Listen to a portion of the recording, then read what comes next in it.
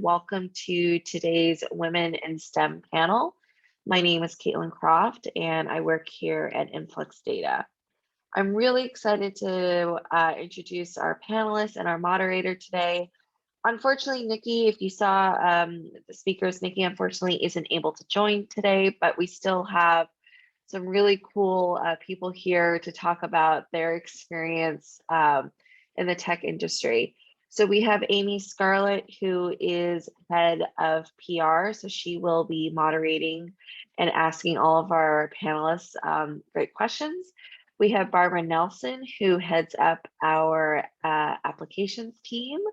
We have Faith, who is an engineer on our Flux team. So if you've used FluxLang, you may have directly seen the stuff that Faith has worked on. And we also have Samantha, who's our product manager for Telegraph. So I'm sure you've seen her in the community Slack and posting updates about Telegraph. So without further ado, I am going to hand things off to Amy. Thank you, Caitlin. Thank you for the introductions. I was actually hoping we could get a little bit more information from each of the panelists about their experience in the industry and how long they've been working. Barbara, can you kick it off, please? Absolutely. Thanks, Amy. And good morning, everyone. So yeah, I've been in this industry a long time. I have a degree in computer science from University College Dublin in Ireland. I grew up in Ireland, got my education there, and then my entire working career has been in America, primarily in Silicon Valley in a range of different, usually smaller companies doing software development as an architect in engineering management. And for the last year and a half, I've been here at InfluxData and I'm loving it. Great, thank you. Faith? Yeah, so as Caitlin mentioned, I'm a software engineer on the Flux team. And this is actually my first engineering job. I've been on the team for about a year and a half now. I think it's a year and a half. I think it's just at a year and a half now. It's crazy how time flies, especially how time flies and drags, especially during COVID. But it's been an interesting experience having a big chunk of my career being during this time. Yeah, so before I pivoted to engineering, I was working in sales for an events company for a couple of years. And yeah, I decided I wanted to make a change. So I went to a coding school and here I am. Great, thank you. Samantha? Yeah, hi, I'm Samantha. I'm one of the product managers at Influx. I studied industrial and systems engineering at USC. Right on. They just made it to the Sweet 16 last night.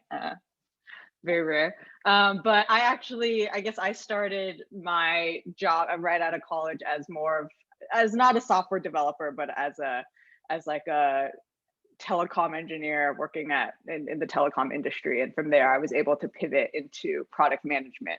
And so I've been in product management the last handful of years and have been doing it at InfluxData pretty much as long as Faith and Barbara. I think we actually all started around the same time. I think Faith started like 2 weeks before me, Barbara started 2 weeks after me. So we've actually all been here for, I think, around a year and a half. So yeah, that's a little bit about me. Great. So I'd actually like to dig a little bit deeper on and find out a little bit more about why you guys got interested in engineering and computer science. Barbara, can you tell us why this kind of sparked your interest? Sure. Simple answer, my mother. When I was in high school, and back then, I'm aging myself significantly here, computers were not something we were all familiar with. They were not something any of us were exposed to. And when I was trying to determine what I wanted to do with my life, my mother was a high school guidance counselor, and she had me take a whole bunch of aptitude tests. And those aptitude tests steered towards computer science, even though I had never seen a computer, didn't know the first thing about them. But it was kind of a combination of reasonably strong math skills and a lot of logic skills seemed to say computers for me. So I headed in to do a degree in computer science, along with a number of others who also had not seen a computer before. The aptitude tests were right. I loved it. I did really well. And I've stayed in the industry my whole life. I've found tremendous satisfaction. So I have to credit my mother for getting me on the right start, and then the industry for making it a great place for me to be. That's amazing. Faith, I know you had a little bit of a different introduction into the field. Can you tell us a little about that? Yeah. So like, as I mentioned before, I'm a career changer, and the decision to pivot to software engineering was a decision by inches, I guess. Like in my old job, I was good at my job. I was good at working with people, but it was really boring. It was like pretty much the same thing all the time. And I've been into video games for a really long time. There's the video games connection, right? So I started to just like start teaching myself a little bit of C#, a little bit of like JavaScript, some Python, just like on my own at night. Free Code Camp was a great resource back then when I was just kind of teaching myself stuff. And I just started to like get past some of those initial blockers that you encounter when you're first learning to code, and you're like, why won't it compile? Oh, there's a typo, and the typos never go away, but still, some of those things that can be discouraging at first, I started to get past some of those.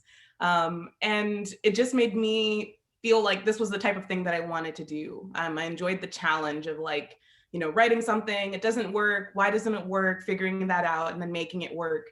And then once you've written it, making it a little bit better and better and better. So yeah, I think the challenge was a big part of it. I also felt like I wanted to work on projects where I could come up with ideas. We had a scenario in my old job where we were working with a software that was really janky and had a lot of problems with it. And I audited all of the stuff that I was the sales team lead at this time. I audited all of the stuff that we'd worked on over that month. And I realized I found a huge bug that lost us like thousands of dollars in sales. And I laid it all out. I created a report. I gave it to my boss. I gave it to IT, and I was really excited. And then once I handed it all off, I was sad because I was like, oh, I found this thing. I really wanted to fix it. Like I really wanted to be part of that process. I really wanted to see it through.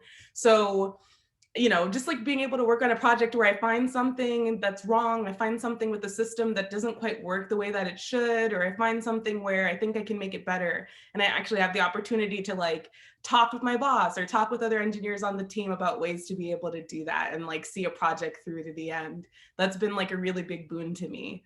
It pairs with working with people who are driven, working with people who have those types of good ideas and who help you to like, think about problems in different ways and like learn around problems and stuff like that. So, now looking back, it's a no-brainer. It can be hard to pivot when you're coming from something else, but yeah, I think those are the things that got me interested in it. That's great. Samantha? Yeah, I guess mine actually maybe similar to Barbara's. I guess I grew up in Silicon Valley, so it was kind of like everyone's parents. Well, I guess it's not similar to Barbara's, but everyone's parents was working for I guess at the time like Sun or whatever big tech companies are around, and I definitely got that pressure from my I guess immigrant focused parents, but and I think it just happened that I was always really focused in like math and sciences, and kind of really took an interest to it and really actually enjoyed it. And so going into college and figuring out something to study in, I just kind of naturally, I knew I wanted to do something in engineering. And I guess for me, even since the beginning, studying industrial engineering, I knew I wanted to be technical, but also kind of have like a bigger picture aspect of it. And kind of that's, I feel like, why I enjoy product management as well, was being able to solve technical challenges, but also be able to do kind of the more higher level things, like I guess helping out with marketing and stuff too. But yeah, and so I think I've been able to find a good balance of both interests of being able to challenge the technical engineering aspect has always kind of kept it exciting and challenging for me, while there's been other areas I could always focus in. So I've always been able to kind of stay interested in kind of these engineering fields. So stay interested, I guess. Yeah, it's so interesting. Is it okay if I jump back in on that, Amy? Yeah. So I just like hearing when Barbara was talking, and then I forgot immediately as soon as I started talking. My mom was also a big influence for why I ultimately ended up going into tech. But it was more because, with my mom, she went and she got an engineering degree, and she really wanted to work in her field and all this stuff, but she had all these kids and it was really hard. And there wasn't really anyone, like there wasn't a support system for her or any way for her to like figure out what are the steps beyond getting the degree, what are the other things that I need to do to be prepared to work in this industry, how do I break in? And she tried for years to pivot to computer science and like become a software engineer, and she ended up just like doing something else because it was like, I need to earn money, I need to be able to support my family and all of that. So I didn't grow up with like the pressure of like everybody's in tech, like you gotta be in tech. I grew up more with, or like even the influence of having a parent who was in tech. I grew up more with like, I don't know, like hoping to like vindicate my mom a little bit and just do something that would make her proud and would make her feel like, maybe I didn't get to do it, but my daughter got to do it.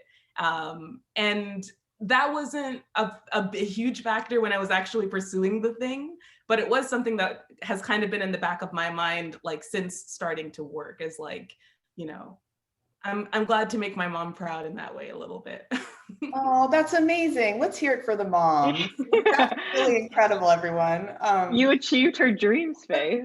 Yeah. I'm such a disappointment. Don't say that. This is how we promote women in STEM. Kidding. Well, so that kind of brings up another thing. Women are pretty majorly underrepresented in STEM careers. I think only about a quarter of the people working in these fields are women. So I'm sure the ratios are similar when you guys were studying this stuff. Like, was that at all discouraging, or did you encounter any challenges while you were, breaking into the field and feeling a little just, underrepresented? Actually, it was funny. When I started in college, ironically, we actually had an even split.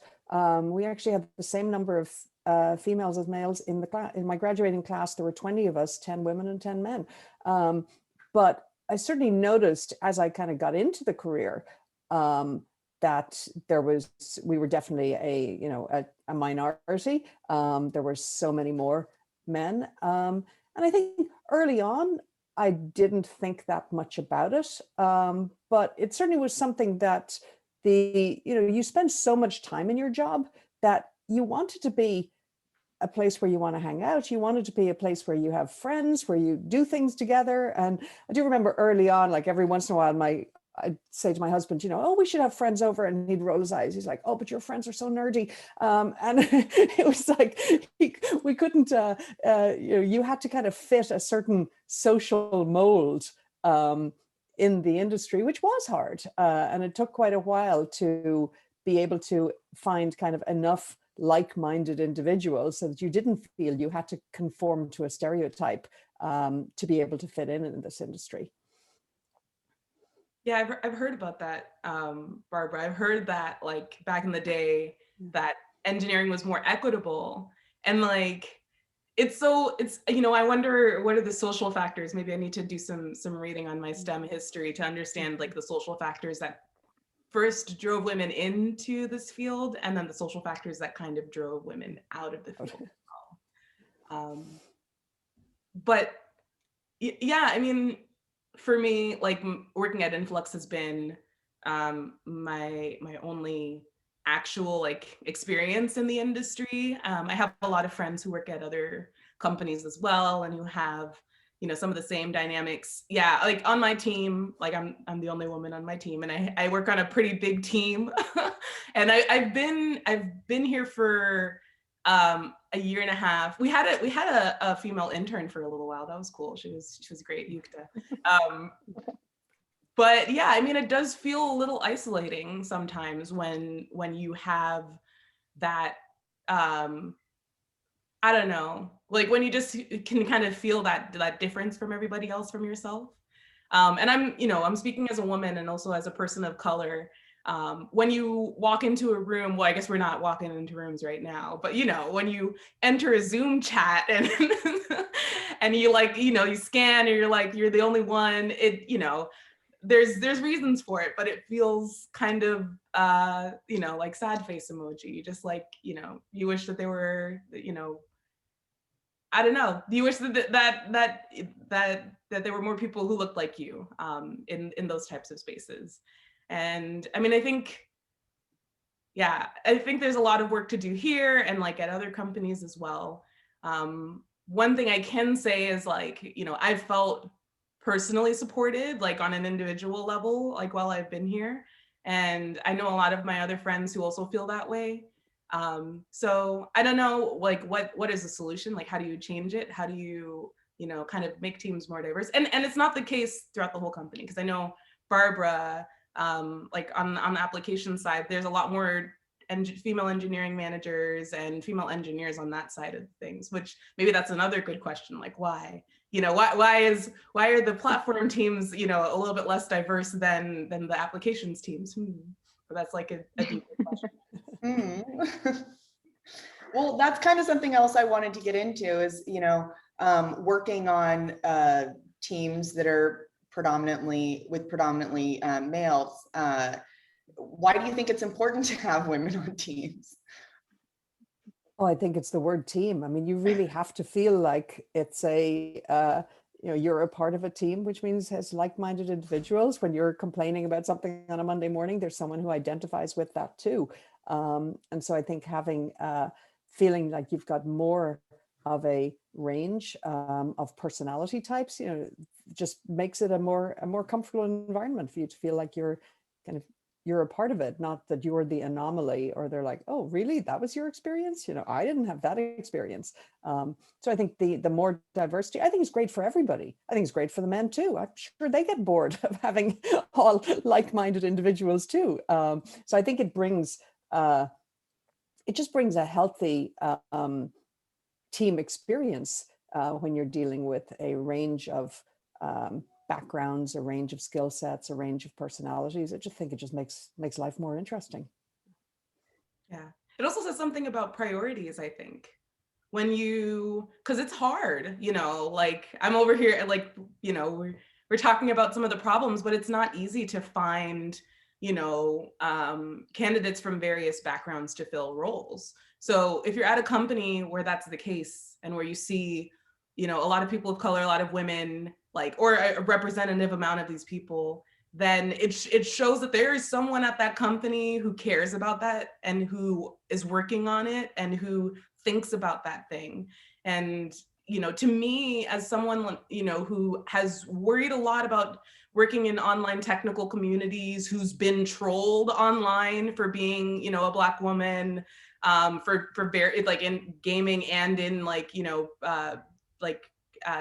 coding circles that I've been in online communities, and who thinks about this a lot, as an existential question, am I going to be accepted? It's really great to enter an environment where you can tell, just even before you talk to anybody, that someone there or a group of people there really care about making that place comfortable for everybody who enters the space. Yeah, I think even just like the diversity of personalities, I think that's what comes in when you bring in diversity of people, like not even just bringing someone who's a little more social or something, but even what Faith had mentioned, I think even showing some people that there are Black women that are obsessed with games like Faith, or there are even men that as we joked about, there's maybe a man out there that likes to, or just I think breaking down those kind of stereotypes and those expectations for, once again, to build that team together. And I think definitely from engineering or from a work perspective too, I'm sure there's different personalities of code reviews, or just putting a presentation together, or just different aspects, things that you encounter in like your day-to-day work thing, that it's nice to have a blend of personalities, of work types, of background experience, and the way people approach things, or employees approach things. I think that comes, it's not just like a checkbox that you can have, but you really see that the skills bring, that experience brought to the table when you have people of different backgrounds. So yeah, I think that's my little point on that. So Faith mentioned, that you've encountered, challenges or insecurities when engaging in some of these online communities.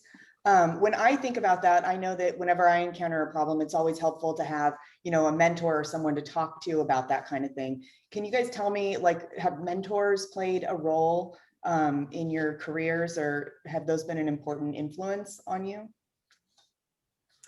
Yeah, I mean, for me, mentoring has been essential to my ability to like end up in engineering after all. I mentioned earlier, like kind of what happened with my mom, and like, yeah, I firmly believe my mom's smart. She worked really, really hard for her degree. She got good grades. I feel like if she'd had, people along the way who could have been like, hey, you got to do this, you got to prepare for job interviews like this, and just kind of someone there to like nudge her along the path, I think that would have been a really big like help for her. And it's something that totally helped me. And I've had mentors from like, different sectors of the tech industry, but still like different experience levels, from the people who taught me at my coding school to some of the folks who I was working with in my career, and even folks on my team now, who really helped me to like get comfortable, and then like kind of pushed me out of the nest a little bit, like, all right, go break some stuff on your own now. Stuff like that has been really, really helpful. And I think because we're like kind of on the smaller size as a company, I think that some of that mentorship is like baked into joining a team, and that's a really cool experience. I've really enjoyed like working closely with some of these really smart folks.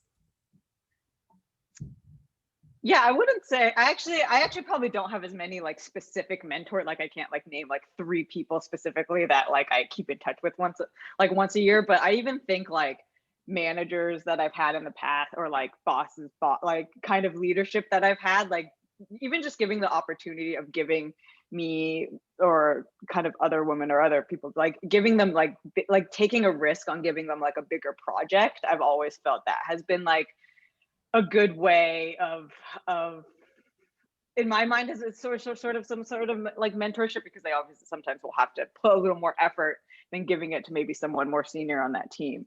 And so I've noticed like little things like that have been really kind of valuable to me, and I've looked up to those people a little more when they're willing to take that risk on a more junior person, or someone just who's a little less experienced. And it's given me that confidence too, to know that someone trusts me, and that I could tackle this from whether it's a technical perspective or a business perspective.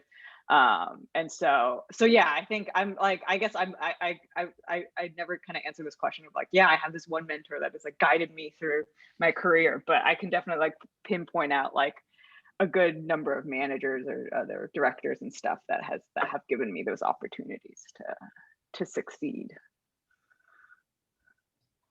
Great. Yeah. Oh, go ahead, Barbara, please. Yeah, I mean, I think following up from Samantha said, the role of a manager is hugely important in helping to create those opportunities and helping to find a way that you can move forward. And I've been very lucky over the years in terms of kind of that my managers have been very aware of kind of what I bring to the table and what they, and providing those opportunities. And so that's why, one of my focuses as an engineering manager is really trying to ensure that the folks on my team are getting that same type of exposure and opportunity, because sometimes it is easy to just kind of the squeaky wheel, the person who's asking the loudest is being most persistent. You're like, fine, you take this project, but being more kind of aware of the skills and the people who aren't necessarily speaking up, and ensuring that they they get those same opportunities, and that you highlight those opportunities so that you can see when they're doing well, and you can be very outspoken on their behalfs. It's much easier to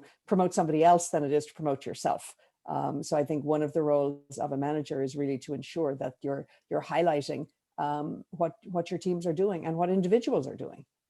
So that's actually a really great point. It leads into my next question. So women tend to use words like we and us more than men when they're talking about like team or group accomplishments. Barbara, how do you think this has affected, your and other women's abilities to get credit for things that teams have done, like teams that you've led? And how has that affected maybe, your ability to be promoted at an organization? Yeah, it's definitely been a factor. I think the thing that can help when it works, the thing that really helps is when your male allies are being outspoken on your behalf. That can make a huge difference. So, we've all heard the story of the woman in a room who makes some suggestion and nobody listens. And then 5 minutes later, a man in the room makes the identical suggestion and everybody says, oh, that's a really good idea. We should do that. If you then have another man in the room who says, yeah, when Barbara brought that up, I thought that was a really good idea, who just kind of, reinforces. So it isn't just me going, hey, I said that 5 minutes ago. So it's so much easier to kind of, raise the awareness of the people around you. And it is something I feel really strongly about, that this is not all the responsibility of women. It's not up to the women in the room to be watching out for the other women in the room. It's also to the men in the room to be watching out to make sure that the women in the room are getting the appropriate level of credit, because it's so much easier to credit somebody else than it is to credit yourself. So I've been lucky along the years. And a lot of it is just awareness. So funny story, when I was at one stage, I was the only, in a different company, I was the only woman on the executive team. And, it was a big deal. It was a big deal for me to be a direct report of the CEO. And they were arranging an offsite. And the CEO's admin came to me and she said, would you prefer skiing or golf? And I was like, excuse me? And she says, oh, well, the exec team are going away for kind of a 3-day event. Would you prefer skiing or golf? And I was like, well, given that I don't do either, this is going to be a really awkward couple of days where it's like team bonding, but we leave Barbara on the bunny slope. And so luckily it was a woman, she was aware that this was going to send a really strange message. So she basically reorganized the whole weekend to try and have activities where I wouldn't stick out like a sore thumb. Now that was something I could never have done that by myself. If the event had just come out saying, we're all doing skiing, I couldn't have been, hey guys, could you please either count me out, which would have been inappropriate, or somehow suddenly develop the type of skills that I could have kept up on a ski slope with any of these people. It just wasn't going to happen. So luckily, she was the one who realized that this was going to send a really poor message, and kind of move things all around so that I wouldn't be the outsider in that group. And so you need everyone to be aware of who's the outsider in the group. And I know today we're talking about women, but it's in any situation, thinking about who's the outsider, it's not their job to not be the outsider. It's the job of the rest of the team to make them feel like an insider. Yeah. Yeah, I Have totally. you guys had any issues with, getting credit for accomplishments of a team or anything like that? Personally, I mean, I guess I've been lucky like Barbara so far, because I feel like the folks on my team are really good at, I mean, I use, that kind of we, us language a lot, but especially my boss, he's very good at picking out the ways that I contributed to a project. Sometimes when I don't even realize some of the things that I contributed, he'll point them out to me when we have our one-on-ones and be like, hey, you did this, you did that. You should totally create a video about what you did and you should talk about it because it was really cool. And so that's been really helpful for me in kind of finding my legs and feeling confident and taking on things that maybe I don't know how to do as well. And I mean, it's not just my boss. There are other engineers on my team who, when I pair with them, sometimes I'll be nervous because I'm like, oh, I'm not really well versed in this part of the project. And they'll, kind of lean on some of the things that I do know, or lean on some of my expertise. And that makes me feel more confident engaging and throwing out ideas and things like that. Hasn't really been like that much of an issue for me. Yeah, and I guess I'll just say, I think when you ask that question, Amy, too, it's like, in my mind, it's like, oh, saying we and us, like it's like, that's not a bad thing. I guess back to like Barbara's point, it's like, maybe it's the other people who aren't saying that need to change what they're saying and making it more team inclusive too. So I think like, just from that question, I'm like, that's not a bad way to approach. I don't think it is either. I'm just saying, I know that can affect. Amy only uses I. Amy. Never says we. Everyone be more selfish. That's the lesson here. But yeah, but actually, and I think at Influx, I feel like because we have that whole like mad props culture, I guess for the people on the call that don't work at Influx, like it is a big part of like our daily routine. I think that is a big like, I sometimes even think, oh, like when a project is done, like who to shout out for and who to make sure that they're mentioned, just to give that confidence and to know that, yeah, like no one's doing stuff on their own. I think, except Amy, I guess. Of course.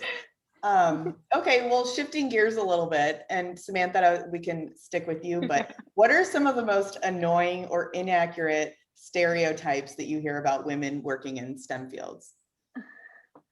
I don't actually know. I think like maybe just like the passiveness and the kind of like maybe like being less outspoken. I think that's a very bad kind of stereotype.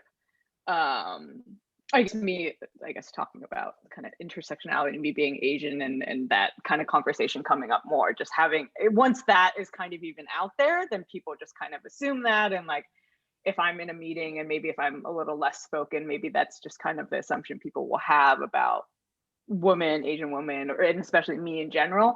I think that's kind of the one that I kind of think the most about me, maybe just like from meetings perspective and work perspective. So that one comes to mind the most. And I think you get the stereotype kind of outside when you say you're an engineer. It's kind of like, oh, nerd. Because sometimes it's the industry can seem a bit unapproachable. So people are like, they assume you're not going to be able to describe what it is that you do. And they assume they're not going to be able to understand when you describe what it is you do. So I think trying to make it seem more approachable can sometimes be a bit of a challenge, because certainly the stereotype, I think it has changed as people have become a lot more familiar and are surrounded by technology and are using it. I certainly know kind of earlier on in my career, it was really hard to describe what I did to anybody who wasn't in the industry. And so you just got this sense of, well, she's doing that kind of weird thing. It pays well, but it's, it pays well, but it's strange. So. Yeah. And to be fair, Barbara, some of us are nerds. I would put myself in that camp. So it's not inaccurate. And nerds are good too. It's just, it's the stereotype. Yeah. No, totally. Yeah. I think mine is more general to, people in tech, and nerd culture, that there's one right way to be a nerd, that there's one right way, like not saying that everybody who works in tech and everybody who works in engineering are nerds. I've met some very cool engineers. But like that there's one right way to be into certain things. Like, I brought up the video games thing earlier. Like, I think the gaming industry is actually a really great example of an industry that has been shifting hardcore away from like, there's one right way to be a gamer. And you can like a wide spectrum of different types of games that are out now that focus on different things, that focus on a social lens, that focus on, issues that affect different types of people. And so it's really annoying to me when I still encounter people or I'm like, yeah, I'm an engineer, or I'm into this, or I'm into that. And they're like, oh, okay, I know what kind of person you are. It's like, nah, you don't know anything about me. I'm not, I'm not your average nerd. That's right. So as Get we were that for a talking about- t-shirt. Oh. Sorry. That would be a good t-shirt. It would be. So as we were talking about earlier, women are very underrepresented in STEM fields. What do you think companies and the industry as a whole could be doing better to recruit and promote more women? Let's start with Barbara. Sure. So I think the first step is being very thoughtful and very deliberate. I think it comes at every step along the way. So like when you write a job description for someone you want to hire, is that job description really going to entice a broad community of folks to apply, or is it not? I mean, there are even websites where you can plug in the contents of your job description and it'll come back and say, that's a very male-oriented job description, or that's a more female-oriented job description. I find those slightly insulting because I hate when it highlights the, well, that's a male term. So like in our job descriptions, it always highlights the word leading as being, well, that's a male term. It's like, no, it's saying InfluxData is a leading database. So, but being thoughtful every step of the way. So the job description, how you respond to the job description, who's the first person somebody talks to? If they do an interview panel, is it going to be all male, or are they going to get are they going to get a range of folks? Or do you get enough females on the panel so that they feel like, wow, if I came to this company, I would actually have, I would fit in more. Thinking through the whole, what is their experience, and then what's their onboarding experience? Do they feel connected to others like them? Because it isn't just you get them recruited, it's do they have a good experience when they come in which case they will then, help recruit others. So it's really mostly, I'd say, just being thoughtful and being deliberate where you post the jobs, how you describe the jobs, how you go through the interview process. To make an environment that people will, diverse candidates will find a more compelling place to be. Yeah, and I think I agree with Barbara too. I think I think we've talked about at Influx, like a lot of us women didn't join because we wanted to work for the leading time series database. We joined for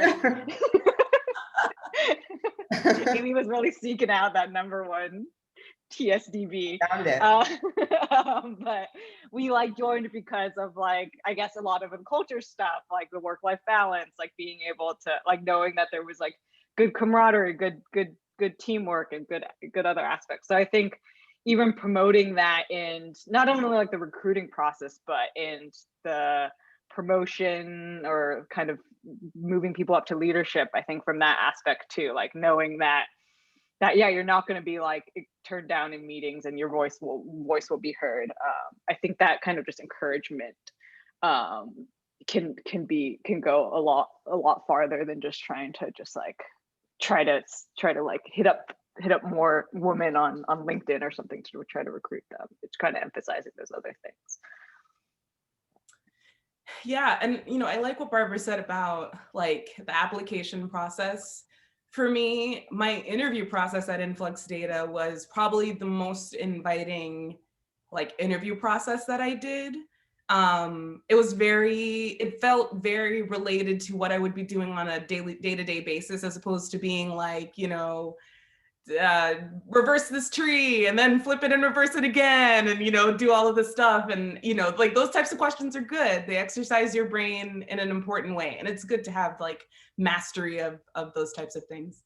But I think I don't know, I like processes where companies move away from quizzing you in an isolated environment on things that you would look up if you were working a real job, and actually asking you questions on topics and ideas that you would have to kind of be familiar with and know in order to be successful in your job. So, interacting with APIs and working with, maybe some sort of established code, or building on a concept that exists, interviews where you do check to see that the candidate has technical savvy and that has the technical skills that you need, but also where you kind of demonstrate for the person, like, this is what it would be like to really pair on a project with me and I'd be on your team. And, this is, these are the types of things, like, you frame it in the context of something that you might actually encounter working on a job, a bug that you might have to fix or a feature that you might have to develop or something like that. I think when you, I just think when you make interviews really about something that has to do with like what the job would be about, they're better interviews and they're more indicative of like whether you like working with that person, not of, I don't know, like how many hours did they spend on like HackerRank or LeetCode or something like that. So yeah, I would think another thing I would add in there is kind of the power of the personal network. And I think you really, you have to leverage that. So every job that I had in my entire career, after the first one, every single one came through a personal referral. And so in each of those cases, it means you're navigating this interview cycle differently. You've got someone who's already recommended you, you've got a context, you've got a motivation. It's like, well, if this person likes being in this company, I'm more likely to like being in this company. So it changes the whole dynamic, which I think is part of the reason we push so hard on trying to have folks make personal referrals, because it makes it so much easier to really provide a welcoming environment to the person and have them have a better sense of, this is somewhere where I would fit in or I wouldn't fit in, rather than it just being a kind of a name on a resume.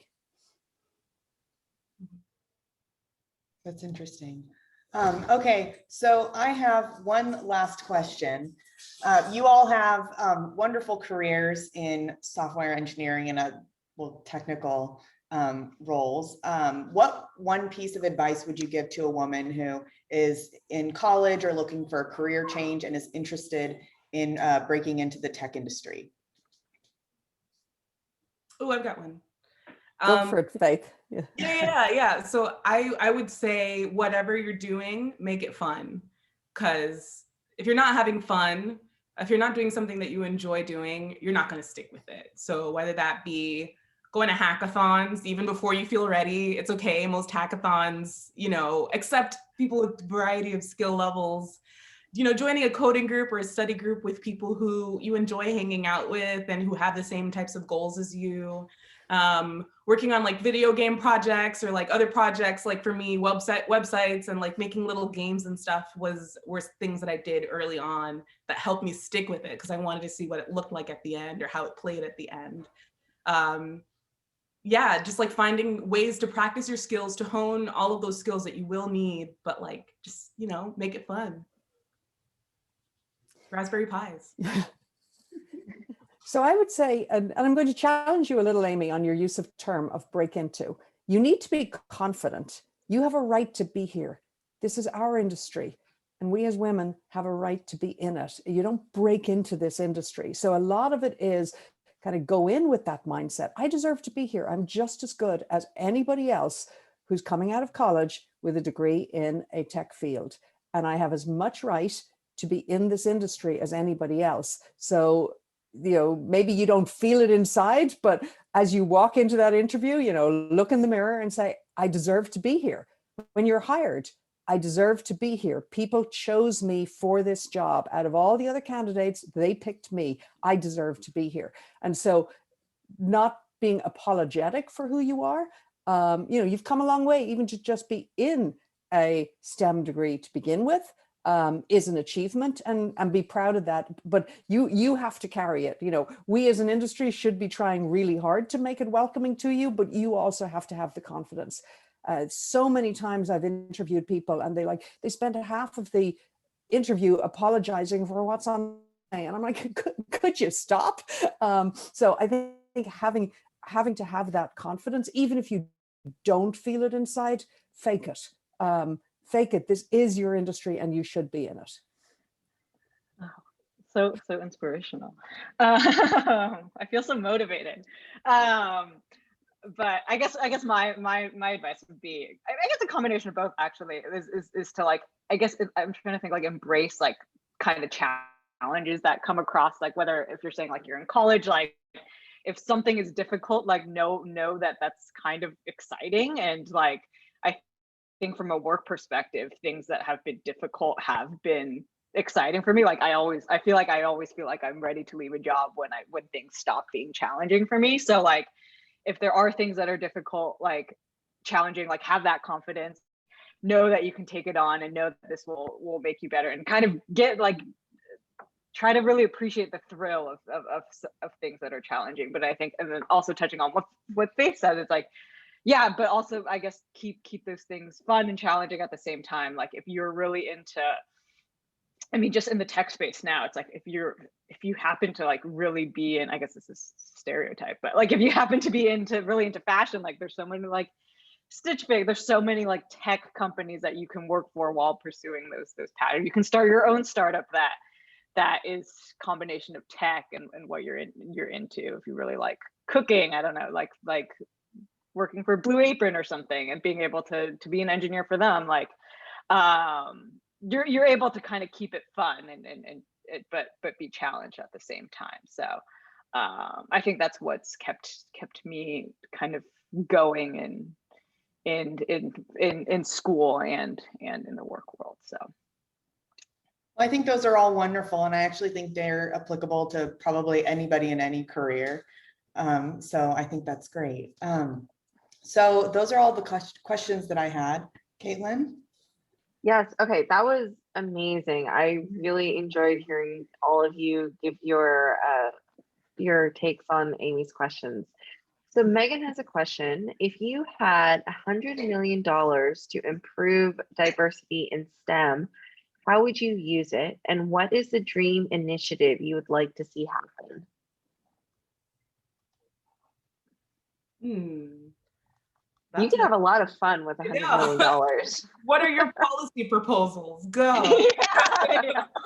I feel like Megan is just dropping this in all these panels around and trying to like recruit for the administration. I guess I instinctually, I don't know exactly where I'd put like 25 million here and there, but I guess the first thing that came to mind, I know like Steph Curry, I think like a year ago, he gave X million dollars to Howard's golf team just because like Black people had been really underrepresented in the golf world. It was something he was really interested in, and in my mind, something like that, where it's like you're gonna put money in a place and not get, like, he's not gonna give 100 million to their golf team and they're all of a sudden gonna win the championship the next year. But knowing that there's that investment of that there is this financing behind it and that there is that support, and being able to see a return, like a return in your I don't know, your investment like 10 years out, and not being rushed to see that investment. I think that's where I would say something similar. Whether it's kind of, I would like to maybe focus, because I think maybe as we all mentioned, like some, like it seems like for some reason, we don't know historically why. I guess maybe we'll all look into it after this, like why there's some drop off, and from more of a career perspective of in the later years of women in STEM. So I would say something like that, like something where it's more of an investment versus like, I'm going to pay a woman CEO to lead Apple or something, like something where there's definitely more of investment, where you won't see a return immediately. I think that's actually kind of a problem that people are just having in general in terms of diversity efforts recently. I think with like George Floyd, people just think like, oh, I'm going to try to do this thing to kind of like patch up this diversity problem we have. But I think actually putting an investment in would be something I would do. But very good question. Thanks, Megan. Yeah, I would certainly focus on kind of the young female engineers. I think whether it's running internship programs or just really trying to get their start, because I think once you get that first work experience, whether it's an internship or your first job, it's then easier to make the second step. That first step can be hard to break into, so that's where I would put I'd spend a lot of that money on just kind of really helping them break in, helping them get that first step. Yeah. 100 million sounds like a lot. And then you start thinking about all the things you could use it for, and then it doesn't seem like that much anymore. No, but I think I'd like Samantha and Barbara both touched on things that I think are important. I think when you think about improving diversity, it's obvious that like the pipeline, well, so I'm going to talk out of both sides of my mouth here, because like on the one hand, it's really annoying when colleges and companies say, oh, the pipeline is the problem and stuff like that. I get that it's a problem, but there are other ways to work around that problem. So, you know, I prefer to hear language that accepts like culpability from companies who are like, yeah, we're not working on this enough. We're going to do these things to make it better. But there is, you know, there is like there are spaces where it's easier to find diverse applicants, women, people of color, Black and Hispanic engineers and stuff like that. And for me, I think about some of the spaces where I was that really helped me to be able to gain the confidence. I went to mixers where they would specifically just have like a whole bunch of like Black and Hispanic engineers from a variety of levels, from people who work at the very top, you know, in their companies, to people who are maybe don't even have their first job yet. And you just put them in a room, and people, some, you know, some of the people who are go-getters will get in there and actually come out with like a mentor, with someone who can help them with like their coding prep for like their first job and stuff like that. And then, you know, for some people, it'll just be like, wow, that was like, you know, I've never seen that many Black engineers in a room together, and that might be that incentive for them. So I think creating spaces like that where people can, you know, exercise some of their interests are really good. But I also think like, obviously there's a lot of great work that like Black Girls Code and Women Who Code and some of these other like, you know, groups have been doing to create interest in girls earlier on, so that, you know, I don't know, there's a lot of different places. Like girls can be interested in coding and all of that, but you have to find a way to sustain that and to make them feel included along the way, so that they don't just like kind of fall out of the pipeline by the time they get to, you know, how do I get my first job? And even beyond that, you know, this is turning into a little bit of a run on, but even beyond that first job, like Barbara was right that like it's easier to move on to another job after that. But you know, there are still things that you can do for someone who's early in their career to help them feel like, you know, my career doesn't have to be linear. I can pivot into a different type of job. You know, there are different ways that I can improve my portfolio. I can take this type of role. I can produce this type of content. I can start making, you know, Medium posts and YouTube videos and things like that will help to bolster my career in different ways. So anyway, that's what I'd spread it around. That was great. So we have a question here. Do you have a formal organization where you can involve or include me? So I think this person is asking if we have any sort of formal women in STEM initiative or program. We don't currently, No. but I'm going to shamelessly plug the community Slack, which we are all in, that you can join and collaborate. And I'm going to put all the speakers on the spot. You can definitely reach out to them and, you know, ask them more questions and stuff like that. Yeah, and I guess that might be something. I guess we didn't even really have anything. Oh, I guess we're working on stuff internally right now. So like, yeah. Like that might even be part of the internal. I guess mentioning to the internal people running it to have a community aspect. Absolutely. And I think another component that we might want to look into, Catherine brought it up, is do you know of any websites or guidelines of how to make hiring processes more inclusive? I mean, as I mentioned earlier, there are a couple of websites that will, you know, you can take kind of your job description and send it through, and it'll analyze the text and see if it's, you know, more male-oriented, female-oriented, encouraging. But I don't specifically know of websites for the entire hiring process. I think hiring processes tend to be kind of somewhat company specific because they're reflecting the culture of your company. So I would say the main thing is just be very thoughtful about it, and very intentional about how you approach the hiring process. But yeah, oh, go ahead. Oh, sorry, I was just going to say something that I know we've talked about, not necessarily in this panel, but just talking about even when you write job descriptions and when you're posting jobs, there's the whole philosophy of, women don't apply for jobs unless they meet all of the criteria, which isn't always true. So even looking at the job descriptions to make sure that you have, okay, job requirements, are these really important, or can we adjust it accordingly?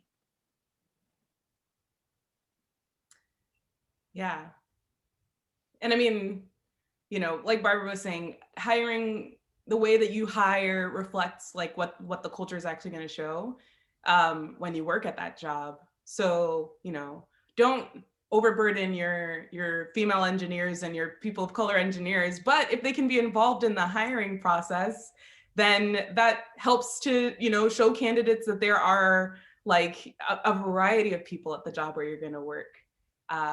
And I don't actually know if like having a better technical screen, like if that, like how much that, like if it's shown to produce results when it comes to like being able to like successfully move female candidates through the pipeline more.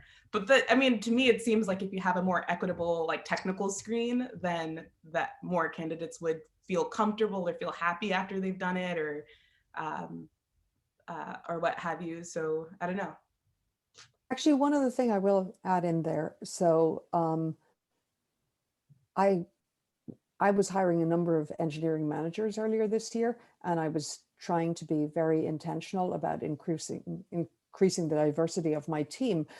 And I was successful, but the part of it was I had to actually slow down on the resume review step and be more thoughtful, because it's so easy. You get 100 resumes that come in overnight and you just kind of scan them all looking for something that jumps out. And it's just so easy to kind of lose them in the mix.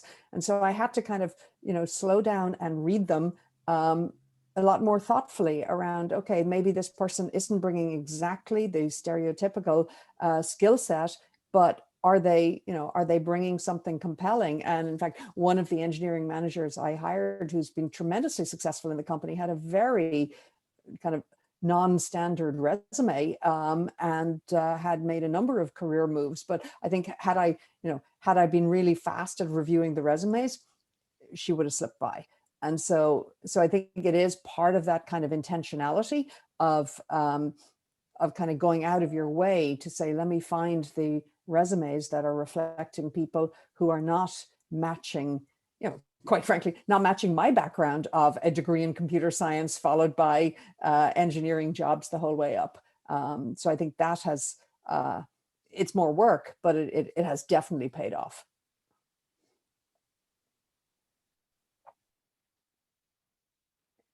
That looks to be the last question. So if anyone has any more last minute questions for our amazing panelists, please feel free to post them in the Q&A or in the chat. I just want to say to everyone here, thank you so much for joining us today. I really enjoyed today's panel. I think it was such a great way to celebrate Women's History Month and to celebrate women in STEM within InfluxData, as well as just the wider tech community. And I think there's been some amazing questions, and we look forward to hearing you all, in the community Slack or wherever you find us. We're certainly a friendly bunch, and we look forward to hearing from our community. And of course, I hope to see you at Influx Days in May. So thank you everyone again for joining. The session has been recorded and it will be made available later today. So you can just, actually, it's kind of cool. You can just go and use the same link that you registered for the webinar and you will be able to find the recording later today. Thank you everyone, and I hope you have a good day.